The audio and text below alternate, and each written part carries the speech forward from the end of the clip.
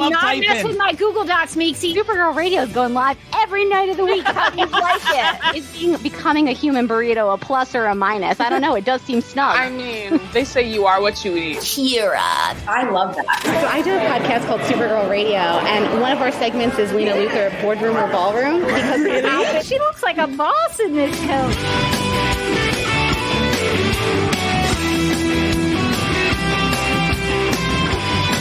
Nasty Luthor like a different Luthor?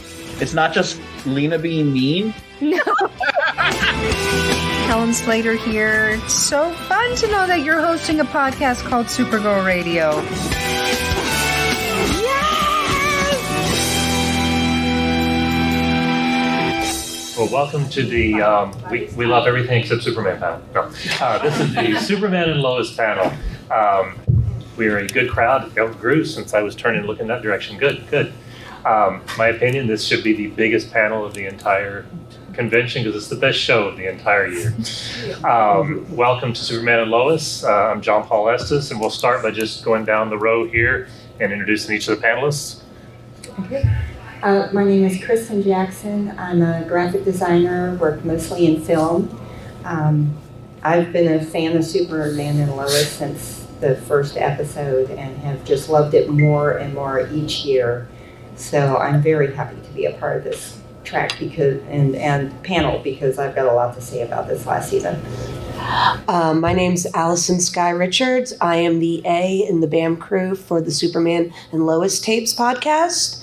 I fell into this show because I was a Teen Wolf fan, and so I followed Tyler Hoechlin when he got cast as Superman and Supergirl, and I've just kind of been like, yeah, I'm going to keep following this train and see where it goes. Hey everybody, my name is Rebecca Johnson. I'm one of the hosts of a podcast called Supergirl Radio. So we talked about Tyler Hoechlin on the CW Supergirl, but now I watch Superman and Lois to continue that out. And so I've been podcasting about the Superman family since about 2015.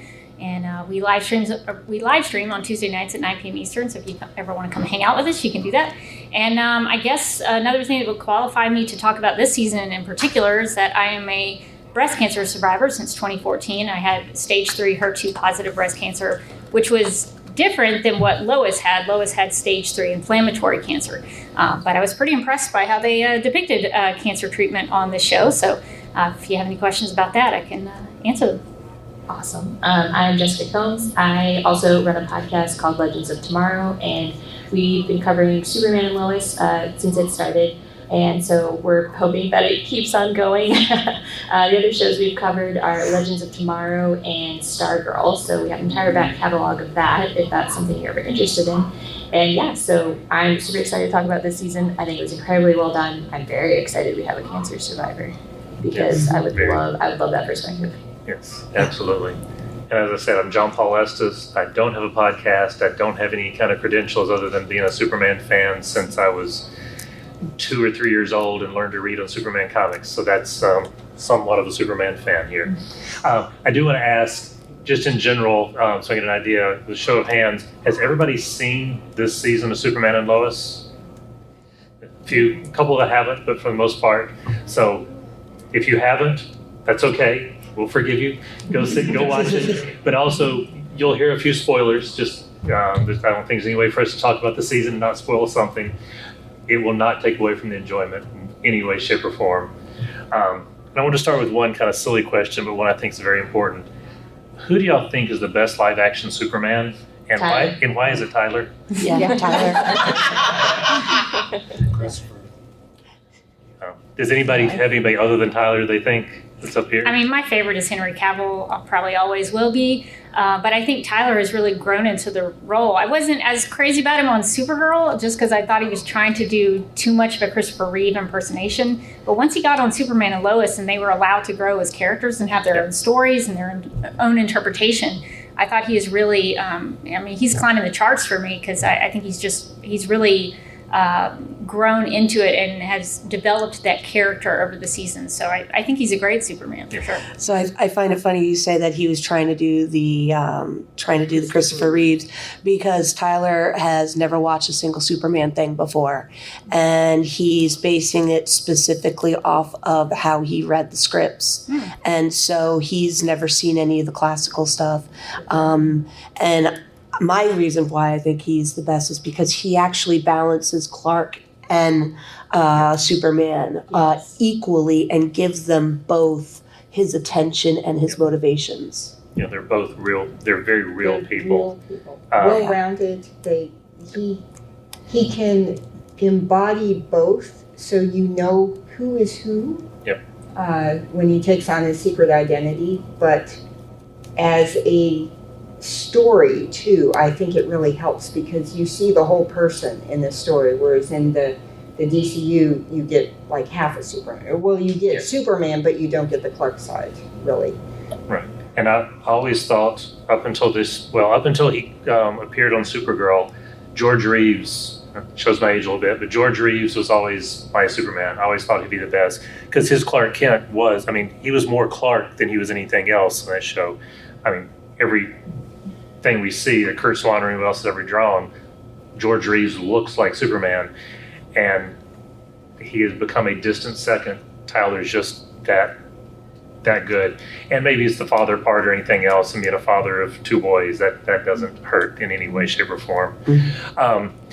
For the most part, I told them I'd prepared some questions, but I'm hoping this kind of just goes organically, but I did want to get just your overall feelings for the season, what you thought, especially our one survivor here.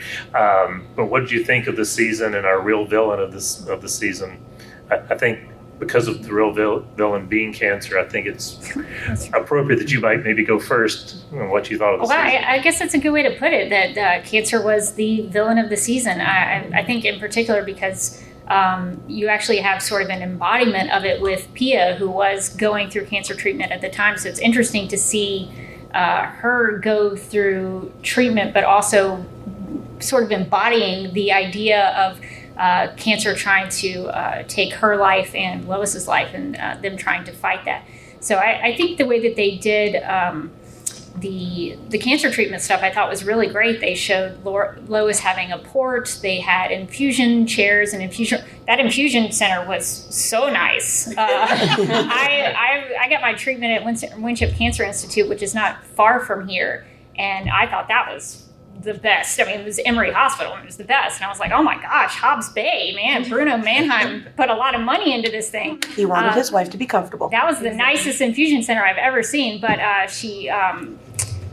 the stuff that even when they talk about when Lois is tired during her treatment, that's something I experienced as well. I think they give you a little something in your chemo cocktail that sort of puts you to sleep. So I thought their attention to detail, it seemed to me like somebody either writing on the staff, in the writer's room, had gone through treatment or knew somebody who did, because it was very clear that they understood some of those aspects, even down to the feelings of inadequacy that Lois goes through with her double mastectomy. I've had those same kind of thoughts. The fears of, can I ever wear a dress again? Those kinds of things are very real when you go through that kind of thing.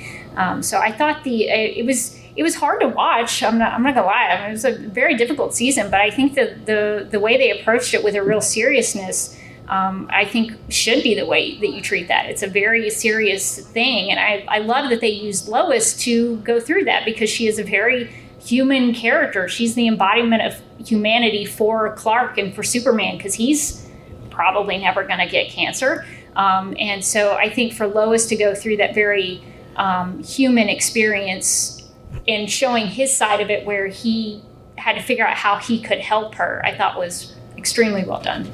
You know, I will say the callbacks to hearing younger Clark in the Christopher Reeve movie, all these things I can do, all these powers, and I couldn't even save him. Talking about his dad at the funeral, that every scene with Clark this season, I could hear those words. And I appreciated, just from a Superman perspective, that they addressed the reason he couldn't use Kryptonian technology.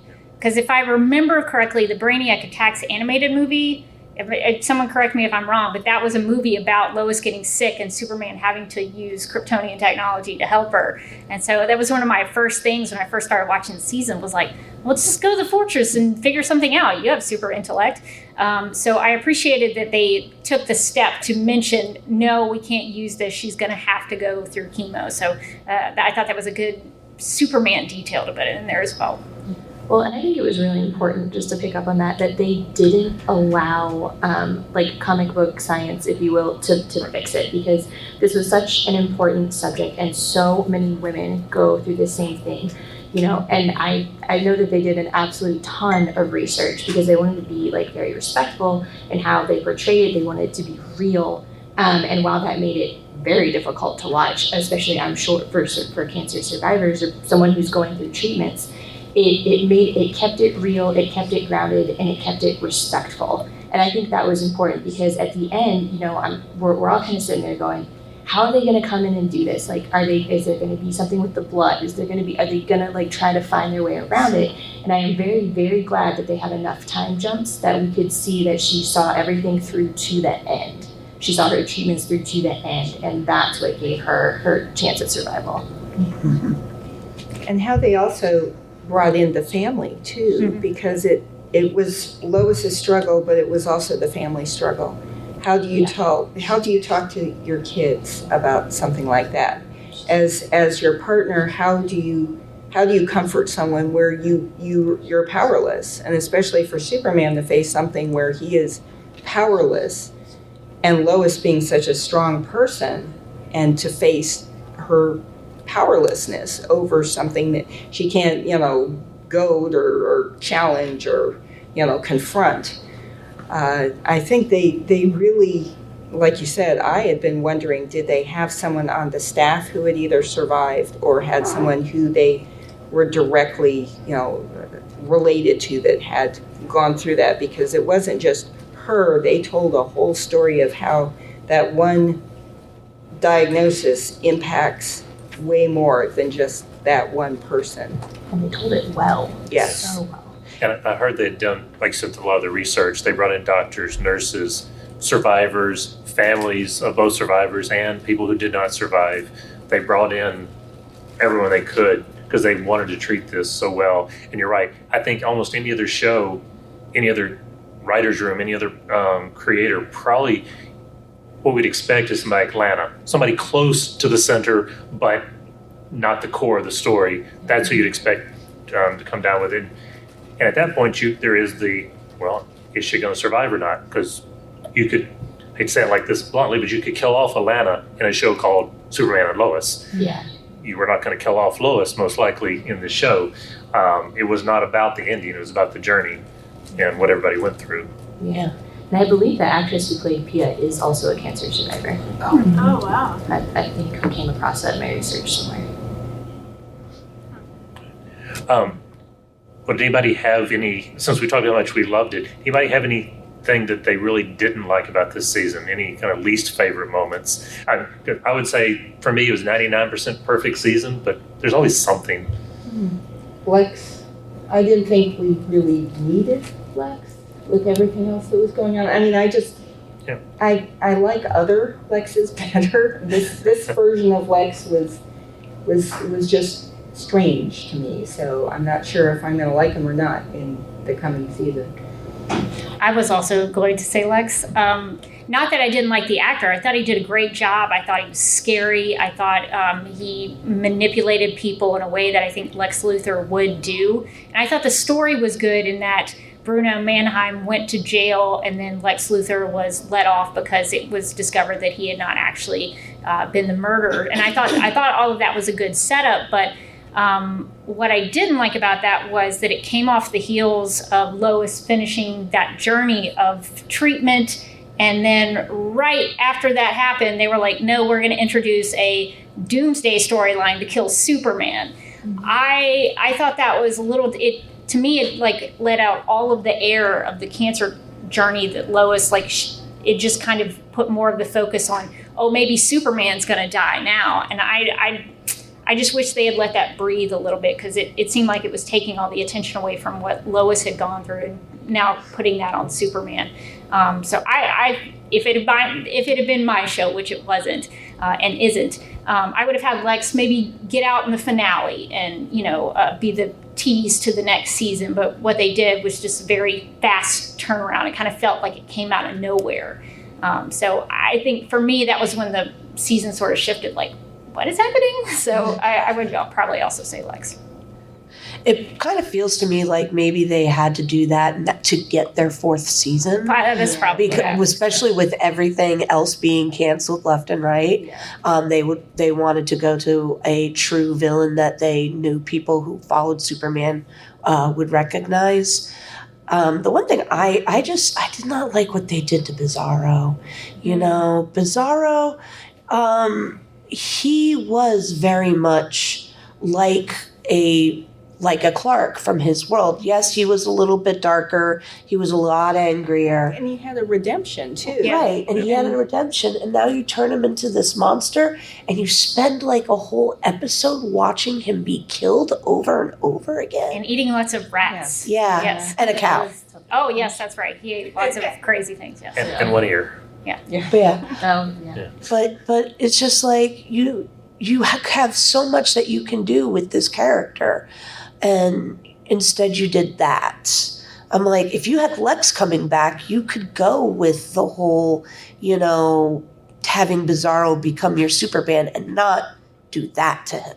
Yeah, if they wanted to do Doomsday, I think the thinking was that they needed a dead Kryptonian body, kind of like they were ripping off Batman v Superman: Dawn of Justice, essentially, where BVS used General Zod's body to create Doomsday. So I think that's what they were doing. Yeah. But I agree with you. I mean, they could have used like another version of Superman to fight Superman. So it's weird. And I mean, Doomsday is supposed to be an intelligent person, isn't he? Doomsday is mostly just a rampaging monster, essentially. Yeah. Okay. I'm thinking of someone else. It's not that far off from the comic origin. Yeah, it wasn't Bizarro, but it's Kryptonian based. It's the kill over and over and over. Right. To make him invulnerable. Right. Yeah. It's just kind of hard to watch, especially when you're a Tyler fan. He did a great job, though. He did. He was pretty convincing, yeah. I will say, for anyone who hasn't seen the season, my opinion is exactly what y'all are saying to some degree, except on the rewatch is where it really clicked. This was an 11-episode season that is absolutely perfect, and then a 2-episode teaser that's for next season. It's like they'd already filmed the first 2 episodes of season 4. They didn't know there was about to be a writer's strike. They should have just held on to those 2 and showed them later. But it's really, maybe it's season 3.5 for 2 episodes. Lex getting out of jail would make a really great season premiere. Yeah. So that really seems right. Especially since he was a very Son of Anarchy style character in this one. That's what bothered me. I didn't really care for biker gang Lex. He's been in jail for like 20 years or something. I totally buy it. I did too. Okay, good question. And see, I disagree. I understand because Lex is traditionally Superman's villain, but I saw Lex as now Lois's villain now. I didn't see that it was Lois's story all season and then it became Superman. For me, this is all Lois's year because her enemy was cancer and she successfully fought off that big bad. His enemy now is Lois. He did come after her specifically, because it was Lois who took 20 years of his life, not Clark. So I see her being very integral in the next season. And talking about the powerlessness that Clark had all this season, it's going to continue next season because again something is coming after his wife and not him.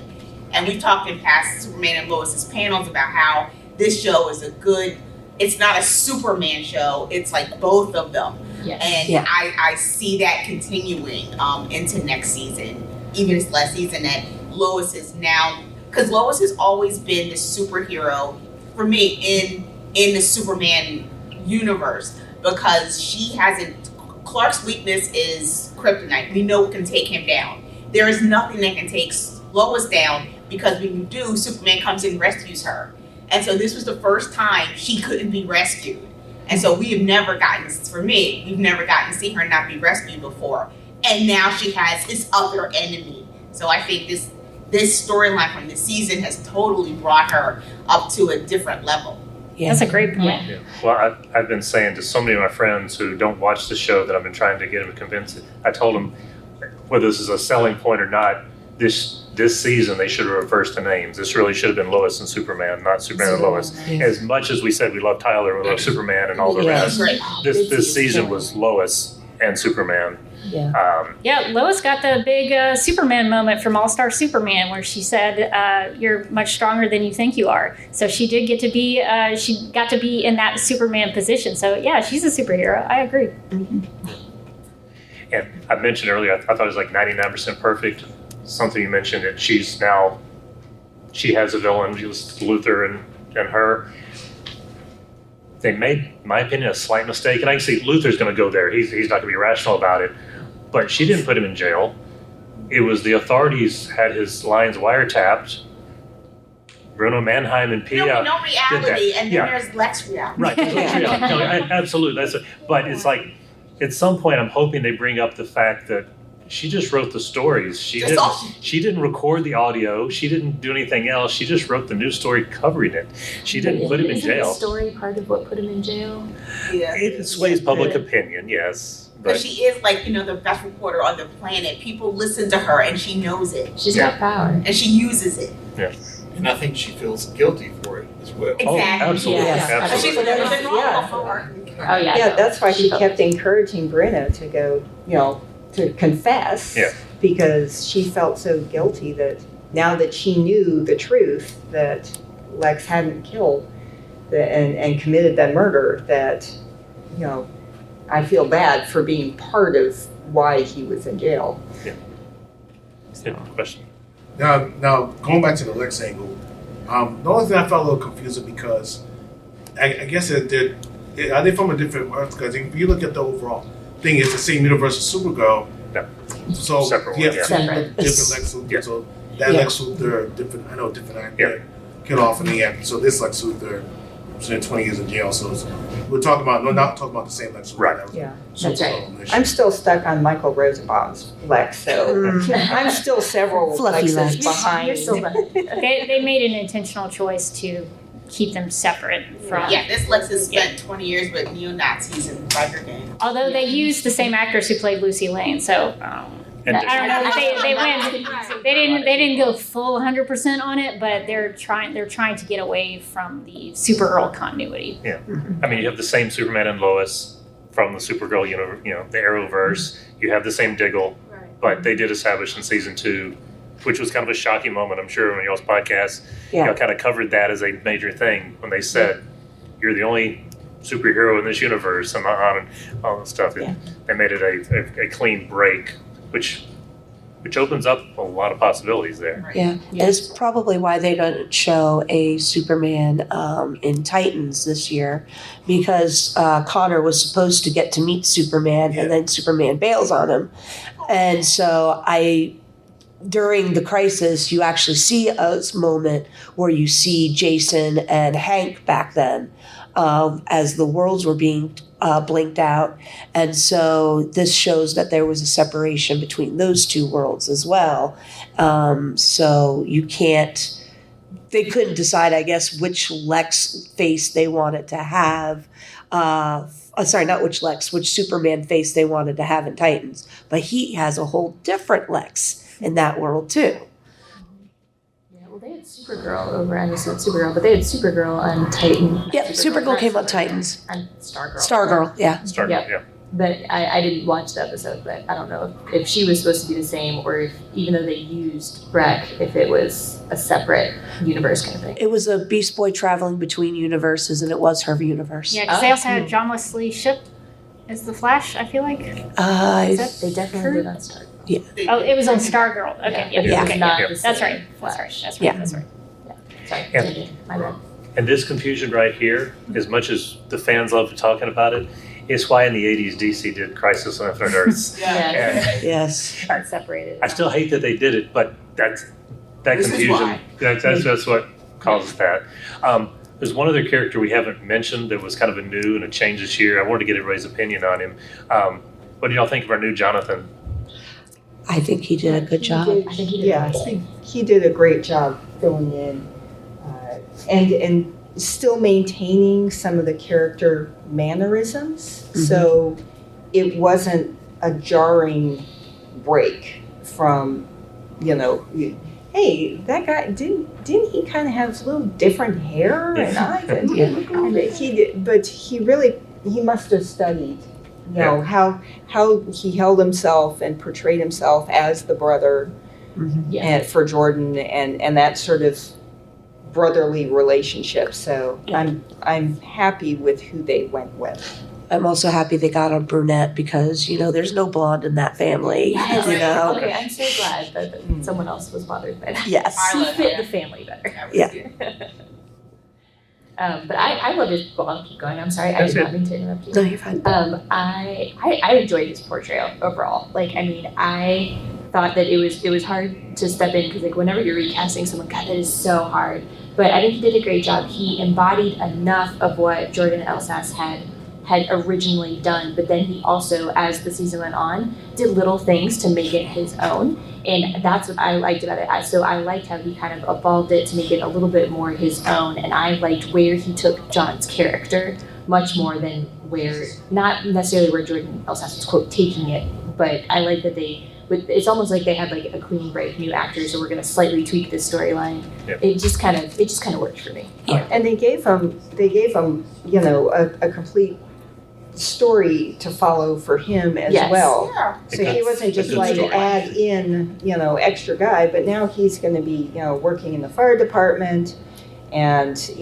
dealing with the girlfriend issues and long distance relationships. So he had things going on for him that he could own without necessarily being the brother of Jordan. Yeah. Mm-hmm. And the sidekick who doesn't have any powers. He had his own time to shine. And so I'm glad, and that's one thing I just want to say that I love about the show is they give everybody, it's an ensemble cast in truth. No, absolutely. And they do family dynamics better than any other show I can think of. With even better husband. Flash. But husband, wife, brother, parent, child. They do a good, I'm thinking the writers have kids. They know how teenagers will get up and then they will go to your room and Lois uses a true mom voice there and she's like, go to your room, and I was like, boy, I remember that voice. So. And you have plenty of good. They don't feel forced. A lot of shows, here's our obligatory mom and one son scene, which means later in the episode we'll have mom and the other son scene. They don't feel like they're forcing any of the pairings on screen. It all feels very organic. Yeah. When the brothers are hanging out in a room together, whether they're playing a video game or why did you say that to Dad? Now I'm in trouble, or whatever they're saying. It feels very natural, very organic the entire time. It just feels like a real family. Which makes stories like the cancer story hurt even more. And like you said, I can imagine it being painful going through it. While it's mainly about breast cancer, it does affect the whole family.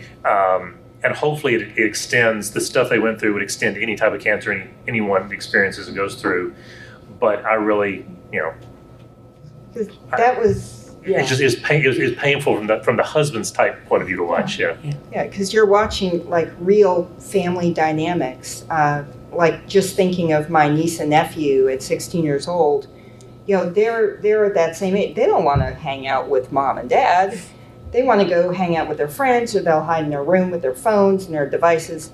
And so that part is very relatable. Hey, let's go fishing or whatever. I got homework, and then they, slide out the door on their own. And then, when they come back, it's like, oh, wait till your father gets home. And I'm thinking that was one thing that bothered me about The Flash is the kids kept coming back, and I'm like, how are these kids so different in the future that they want to hang out with mom and dad? They're so versions of their mom and dad. It's because in The Flash, he was not the Flash. We are Flash. They became part of Lee. I don't know. Sorry. No going into Flash. Superman and Lois. Sorry. The funny part of that is that the twins, the sons, didn't even want to hang out with their dad, who was Superman. Yeah, that's which is really. But that's a typical truth. teenage thing, because That's true. I went through that phase where. I was a little bit rebellious in my teenage years and didn't want to have anything to do with my parents. And then I guess as you get older, for me, that started to change a little bit. But I just thought that was funny that even if your dad was Superman, you would still kind of go through that phase. I mean, you hear that with the kids of actors, famous. What is dad? They haven't even watched my stuff. They don't care. And so I thought somebody is speaking from reality in this show. I do think the actors gave us the writers gave us one thing that was kind of cool, because like you said, the sons, they got over the fact that their dad is Superman really fast, there. The actor playing Kyle does a great job. Good character, have no problem with him. However, he is my least favorite character on the show, which is saying something if I really love the least favorite character on the show. But between him and Chrissy, their reactions of being around Clark once they learned he was Superman, that gave you the we get to fly, and that kind of the stuff you were hoping the kids would do. That was just so much fun. But I did want to ask, was there one moment, just a single moment in the show that was kind of your favorite moment? Whether it was a dark, sad, fun, uplifting, silly, whatever it is. Did you have a favorite moment this season?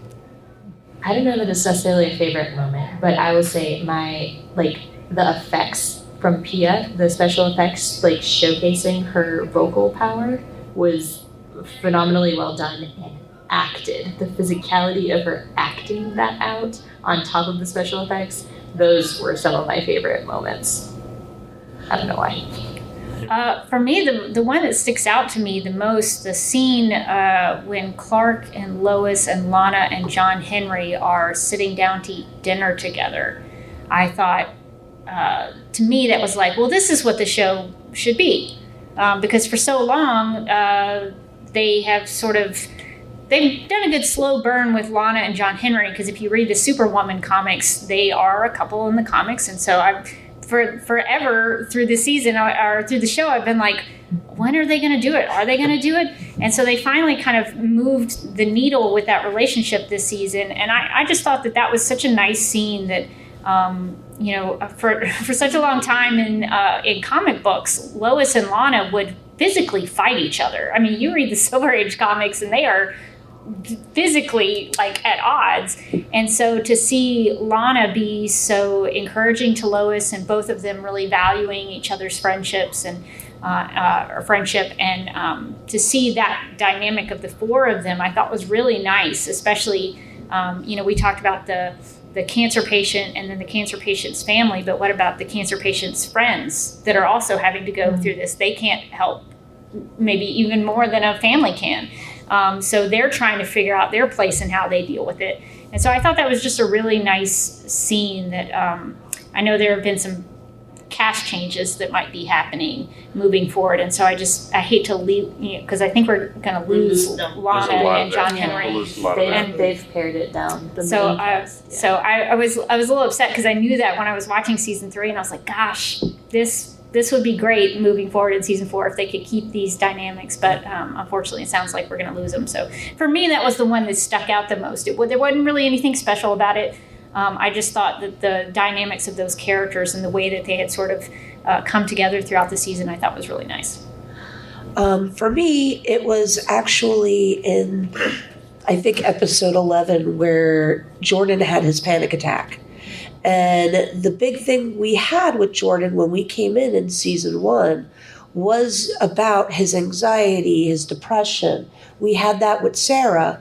And we started to see that finally come back for both Sarah and Jordan. They didn't forget that. Yeah, they didn't. And as being somebody who is diagnosed, with anxiety and depression disorders, that representation, seeing that in a superhero movie. And I was really worried at a point when we saw Jordan starting to want that attention and everything, that he was suddenly like no longer anxious about it all. But then you see that it comes back out, when mom's in trouble. And, it reminds you that you can fake it sometimes when you need to, but, when it is truly scary and truly, making you upset, you go into that. You go into those spirals still. And I love how his brother is the one who brings him back to grounded and not his dad, because that still shows that brotherly connection there. I imagine he has to do that quite a bit to help his brother. Yeah. That's why I love that we got to see it. Yeah. Especially since Lois was the one who calms him down in season 1. Yes. I love Yeah. I guess for me, the episode, The Dress, it was something that I connected to like the entire time. When Clark looks in this box of giveaways and the dress that he bought for Lois, and it's just crunched up and like thrown away as she is just purging her wardrobe of things that make her feel so self-conscious and terrible right now. And just seeing that story, and then at the end she comes out and she's in the dress and they fly up together, and that to me was just a really neat episode. Scenes and emotions, and part of that's the journey, the real journey. So and how it impacts the people around. And Clark's, why do you, it means something. Well, it doesn't mean anything to me anymore, type of thing. And then it turns out it really kind of did mean something. So, and if I remember correctly, Lana is the one who talks to her about that. Yes. And I really appreciated that, because Lois has every right to feel the way she does. And several moments throughout the season, she had to keep reminding everybody, like, you're not going through this. I'm going through this. I have to deal with this. That's a very real thing, because as much as you need to allow people to help you, they can't do this for you. They're not going to be the one in the infusion center with the cancer treatment, being pumped into your body. They're not the ones doing that. You're having to do that. But I thought that was really nice that Lois knew that Clark would not understand that. But because Lana understood what it was like to be a woman and have those kinds of fears about what you look like and those self-conscious feelings, I thought it was a really nice touch that Lana talked to her about that and helped smooth that transition over. So that was really well done. So I'll say that is a perfect segue actually to my favorite moment. I'm going to be the guy up here. I like the silly one. I mean, I cried in almost every episode. I'm not afraid to admit I cried in every episode, either joy or sad or whatever. I mean, each one. So the funny moments stand out a lot because of that. And in those conversations where Lana and Lois are talking and they plan her party before she has her surgery, and Clark comes in and they've decided to go to Bazumba's, which of course is this universe's version of Hooters. And they decided to go to Bazumba's, and his reaction, "Oh, the chicken wing place." And it's a very wholesome thing for Clark Kent to say. And Lois is like, "Clark, that's not what it's known for." And the realization, and Lana's just, "You're going to be okay." That little scene from the time he walks in the room to her, you're going to be okay. Favorite moment probably of the entire season. Just, love it. Again, maybe it's because I'm the guy and I liked the Bazumba's thing. I don't know. Whichever it is. It's not the greatest food to eat before you have a cancer surgery. It's fried foods. You should never eat. Fried foods are on all the lists of like things that are going to give you cancer. So I'm sure there was a salad in there. For yes, I hope so. Yeah. But salad and grilled chicken. Yes, grilled chicken. Going to an ensemble show and the Sarah and Jordan. It was a tiny little scene, but I love the scene of them sitting on the floor and her discovering that her mother listened to The Cure. Yeah. No, that was great. All right, so before we run out of time, I did want to, which we have played, but I did want to say, y'all mentioned, we'll go ahead, one more question. And we'll just, I might sound silly to mention this, but I don't know, the scenes when they were bringing people from the bizarre world, I don't know, when people started speaking backwards, it sounded funny to me. Yeah. Oh, it does. It does. It does. And I kept waiting for Freddy's the devil, Freddy's the devil. You know, some Robin Williams type joke thrown in there. You know, the backwards records. Yeah, especially that one scene when they were at the portal and they had that bizarre, the new bizarre general. I forget his name, and he killed the other guy that he was gonna merge with him. Oh yeah. And it says, "Say no." He's like, "Ooh!" I don't know. I started busting out laughing when he said that. All right, so one of y'all, I can't remember who, referenced the fact that we're losing a lot of the cast next season. Yeah. So for anybody who doesn't know, basically all supporting cast outside of the Kents themselves, I mean the twins and mom and dad there, everybody else is becoming a supporting character, not a regular. They'll come and go, at least to some degree. What are y'all expecting next season? Are you worried? Is there something you're positive about? What are you hoping to see? That type of thing.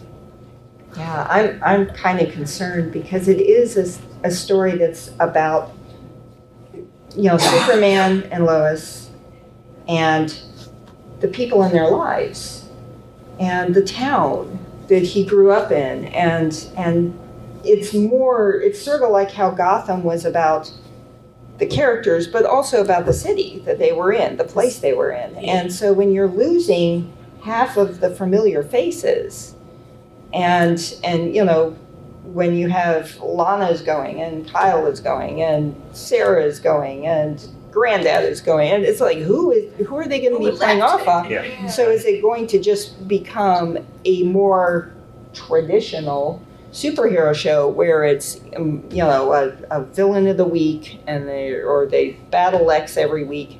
I mean, I liked the fact that they had more story to tell in these people's lives than just the superhero side of things. So I'm kind of concerned of the direction that they're going to take this. So, I mean, I'm a little concerned, but from what I think is that by moving them to a supporting role as opposed to the roles that they had, that is also a money thing. Yeah. That is a lowering of salary. I thought Sam Lane is or you know, the actor is not coming back at all. Well, I think Lex killed him. Well, he had like, you know, because he would have had to come up for like just 1 week and find a place to live in Vancouver, and he's like, I'm not doing that. So yeah, I don't think he's coming back like at all. Well, I think that's why they had Lex kidnap him, and he said that he was out of the way, and I'm assuming that if he was coming to get Superman next, that means that he has either eliminated or has put Sam somewhere that, you know, he wouldn't be seen anyway. Explain him away. Yeah. Or write him off at that particular. Yeah. So that's kind of where I was seeing with Sam. But I honestly think it's a money thing more than anything. That absolutely. By bringing it down, I think that it does create an opportunity for more. If they have the money in their budget back, they may be able to get more guest stars. And I think that also with the double danger going on between Lois and Lex, as well as Jordan and himself, that they may not be permanently set in Smallville. And because, you know, there's a chance that because of that, especially if for some reason Clark is dead for an indeterminate amount of time, you know, they're not going to stay in Smallville. They're going to go back to Metropolis, or they're going to figure out something else for a bit, because that would be too hard to be at the Kent house. And that could also be something that we may be seeing coming up. Yeah, it's definitely budget, because if you go into season 4 and you want to do Superman versus Doomsday, you're going to need a little extra money. I thought they did a pretty good job at the end of season 3 of having an introduction to that fight, but that last 3 minutes, though. Yeah, so they'll definitely need a little extra budget. I'm concerned to a degree. I think if they keep them as supporting and still utilize their characters and storylines in a really tight way, I think they can make it work, because sometimes with season 3, there were moments where I was like, well, you could take this person out. You could get rid of this story. There are certain aspects that some of the stuff with Sarah feels a little bit repetitive in some ways. So they're like they even forced a scene where Lana hit her, and I was like, that feels like that might be sort of filler to give Lana a story. So there are some ways where I think they could benefit actually from making them a supporting character and making those moments where they show up really count instead of just trying to find, because to your point, I mean, it is an ensemble show, but that means you have to give all of these characters and all these actors storylines. So when you do that, you try to serve too many people. And so I think if you kind of bring it back down and utilize them in really needed, necessary ways, I think that would be great. I just hope we don't lose them totally for good. But if they're able to bring them in a supporting capacity and give them really good stories where they're highlighted in such a way that it makes sense for them to be there, I think it should be fine. Yeah, no, I kind of agree with a lot of what's been said, and I don't think we're probably going to lose them entirely. Like I said, I'm hopeful that they can still remain the supporting cast. The only one we know for sure is done is Sam Lane. So we have an easy out for him. So overall, I mean, I have a lot of faith in the writers and the way that they've written the series and the way that they'll continue to write the series. So I'm hoping that by focusing just on like the Kents as the core, and then maybe bringing in some supporting and bringing in some other guest actors, that they can keep everything really tight and keep that story arcs and story writing nice and tight. And I think that may be what gets them through. And then if they can survive through all this merger, selling, whatever nonsense with the networks, maybe we can still get them into a season 5. Yeah, it would be really nice if they could actually bring in some guest stars to really fill out the Superman world. They have Bruno Mannheim and Hobbs Bay, and they mentioned Suicide Slums. So to build out that Superman world even outside of just Smallville would be really cool. So I think if they could bring in some people guest star wise to do that, I think would be awesome. I mean, and one way we could see it happening is we never got to see them working at the Daily Planet because in the pilot, that's when Clark got fired and then Lois said, let's move to Mom's. But if Lex is out of jail, I am pretty sure that the Daily Planet is going to want to get Lois back. Because that was a Lois, main job. Yeah, I would love a Perry White. I would love a Cat Grant. I would love a Ron Troop. So anybody like that would be cool. Yeah. Maybe even James Olsen. I was going to say, if they've jumped so far in the future, the same actor could come back. That would be awesome. And you mentioned earlier, John, that they may not be bringing back John Irons and Lana. That's right. Yeah, that they basically said all the supporting cast they can come back, but they might come back for one scene. They're going to be recurring. They may not be in like every episode. They're basically like guest characters. I don't see John disappearing though, because of the fact if they're doing a Death of Superman arc, John Irons is one of the Supermen who fill in the spot. Yeah, Steel. Yeah. Yep. And they have a Superboy, so yep. That's the question. Do y'all think I am of the opinion that they're not doing Death of Superman. I think that one moment we got where he kind of died in the fight and he's being carried limply up into the sky and his life flashes, on the screen for us. That's what brings him back. To me, I think, again, I could be wrong. I can't read the minds of the writers, but it felt to me like that was the writers saying, we're getting this out of the way real quick. This is our Death of Superman. We're moving past it. But do y'all think they're going to do Death of Superman? Well, they had a whole sequence of events where Lois and Clark talked about wills and what would happen if something should happen to them. And since Lois didn't die, I kind of feel like that part of it should be paid off. And I think there's too much of a temptation, even with the Superman and Lois writers, to do Superman versus Doomsday and not kill him. Because to your point, there is a Steel, there is a Superboy, they're missing, who else? The Eradicator. And Cyborg Superman. So I would love another take on Cyborg Superman. It was not great on Supergirl. They could do some really cool. They could actually do a genuine Death of Superman if they really wanted to. So I kind of hope they do it, but just do it in a really unique or even more faithful way to the comics, because they could take a different. It's been done a lot in DC media. There's been 2 animated features. It was in Batman v Superman. So there's a lot. It was even teased in one of the, was it Elseworlds, where they had the shot of Lois with Superman and the flag. So it's been done a lot, but you could still, and Smallville did it at the end of season 8, I think it was. So it's been done quite a bit. So it's kind of like, okay, Death of Superman. But I think there's ways that you could do it really faithfully on this show. I mean, I would love an Eradicator on Superman and Lois. That would be so cool. He's one of the coolest looking characters, in my opinion, in the Superman mythos.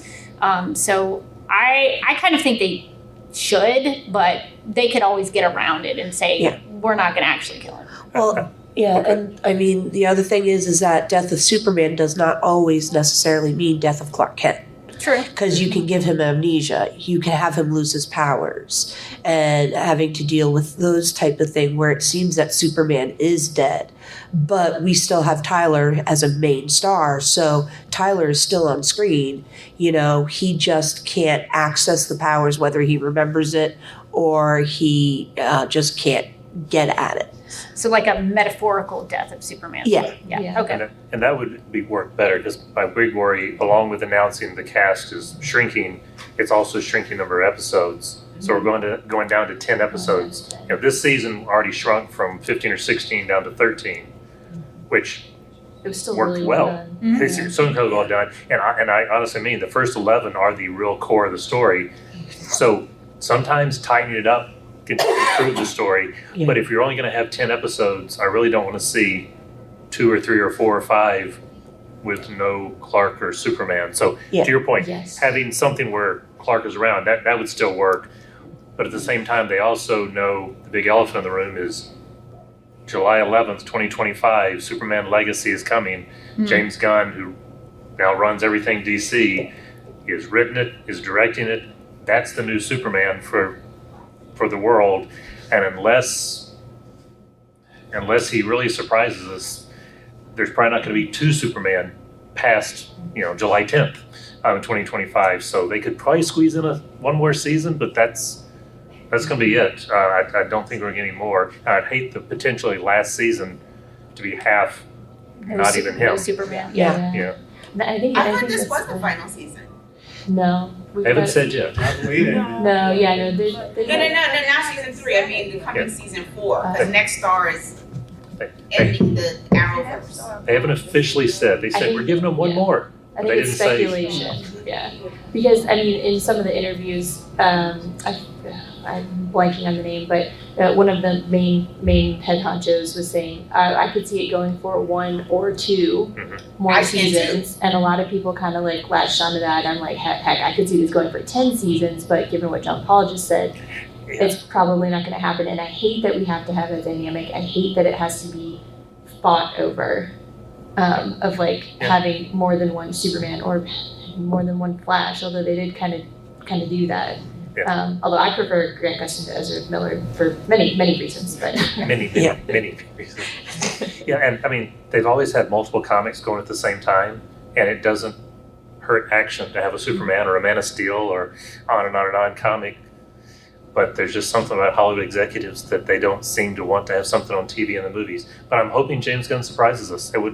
You're right. This show could go many seasons. The quality is there. If the network dynamics don't kill it, because that's what I'm the most worried about right now. See, the Next Star, and I know I didn't raise my hand, but a lot of the new shows that Next Star's brought in are family shows. They're moving away from the WB was all about tween girls, CW was all about superheroes and genre, but Next Star has a lot of family sitcoms and shows, and Superman and Lois fits more into that almost than it does with the Arrowverse. Which is probably the only thing that saved it. Aside from the fact that it's a phenomenally well done show, but it's also the more expensive one to make. Yeah, it's one of the most, based on the looks of this season, probably the most expensive show they have. Yeah. And probably something else that hurts a 5th as much as I'm still hoping and praying that we get a 5th after the 4th, the strike. I mean, the strike is going to delay 4 for so long. Again, they're going to have to at least wrap 4 up to where if they don't have a 5th, you don't end with, Superman and Doomsday. I was like, that scene alone, I was like, if I had not known that they had been renewed, I would have lost my mind. Yes. How many people screamed when that scene ended with rolling the credits? But it just cut. Yep. Yeah. Tyler Hoechlin tweeted out that he was really glad there was a 4th season because that last few moments, he said it would have been a really cool place to leave you guys. Oh, it just would have been so horrible. I mean, great in one way, because we could have just said, well, at that moment, he had his death and had come back, so you know he's going to win. True. The fight goes on. In fact, he's smarter than Superman in the comics because he took the fight to the moon, not in Metropolis, but yes, he saved more people. So from the industry side, I can tell you that when you're crafting a series, usually the production people want you to have a whole 5-season arc in mind, or you have all of season 1 plotted out, half of season 2 plotted out, 3 you know where it's kind of going, and then 4 and 5 you kind of have your gist of what is the beginning, end, and middle of them. So more than likely there's already the whole outline up through season 5. They just have to be able to get renewed one more time. Gotcha. Right, so we only have about 5 minutes left. So any last thoughts? Because I know different people care so much about this, have lots of notes. Anything we have not talked about you want to make sure to bring up? I just want to say I love Bruno Mannheim. He was fantastic. I loved him so much. He was a perfect sort of villain because he was a relatable villain. You knew where he was coming from. And they're always the worst and ones. and the things he was doing had a sincere, honest, realistic motivation. It wasn't just, I'm going to take over the world, ha ha ha. And it was more like, I'm doing these things because I want my wife to survive. Yeah. And so I'm going to plow and just bulldoze over anybody or anything that stands in my way in order to make that happen. And I thought that he just played the character beautifully, and I would love to see more of him in the future. I so hope so. Yeah. Because it showed a straight parallel with Clark and Lois, and how he cared just as much for his wife. They were going through the same thing. Yeah. You could understand every choice from the he wrong made. way, Right. But you knew what he was aiming for, and right. I felt sympathy for him in a way that the comic book versions of some of these villains just. I'm like, just kill him off already. Put him, put him in prison and get away. It showed how being good or bad though was a choice. Was a choice. I mean, they were going through the same thing, and Clark made all the right choices, and Bruno made all the wrong choices. Yeah. You could understand every one of them, and you could see yourself falling either direction. Mm-hmm. But and I thought it was really interesting that Bruno Mannheim trusted Superman in those last moments to help with Pia. Yeah. He knew that Superman would do the right thing and help their family. I was blown away by that they had been so contentious for most of the season, and understandably so, given the storyline. But for him to sort of lean on Superman to help with that situation, I thought was remarkable. He trusted John Henry too with his son. Yep. Yeah. And the one thing I wanted to bring it back around is we talked about at the very beginning about how they made a point of showing why they couldn't use Krypton technology, and then you see Pia being cured using Krypton blood. And so you actually get to see what might have happened if they had chosen to go the Krypton route. Yeah. Which was devastating. Yeah. Huge explosion in the sky. So it was a good thing. Yeah. I want to make sure we don't forget to mention, you'll see the buck up here on the table. Many other panels, you already know about it. But this year, it's for this panel, a perfect charity. This is Cure Childhood Cancer. Please donate. We also have a few, I was told just a few, not many, of the Dragon Con coloring books. They're $10 donation for that. That donation goes into the same bucket. So see the table at the back if you want that. But please give. And I guess the only thing left to say is screw cancer. Yeah, screw cancer. Right. Thank y'all very much.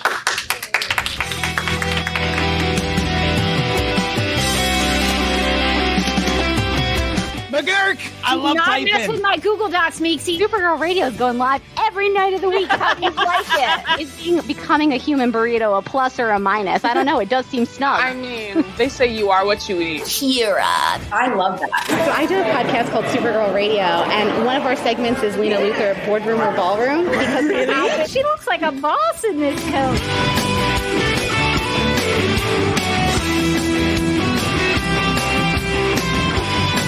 Nasty Luthor like a different Luthor? It's not just Lena being mean? No. Helen Slater here. It's so fun to know that you're hosting a podcast called Supergirl Radio.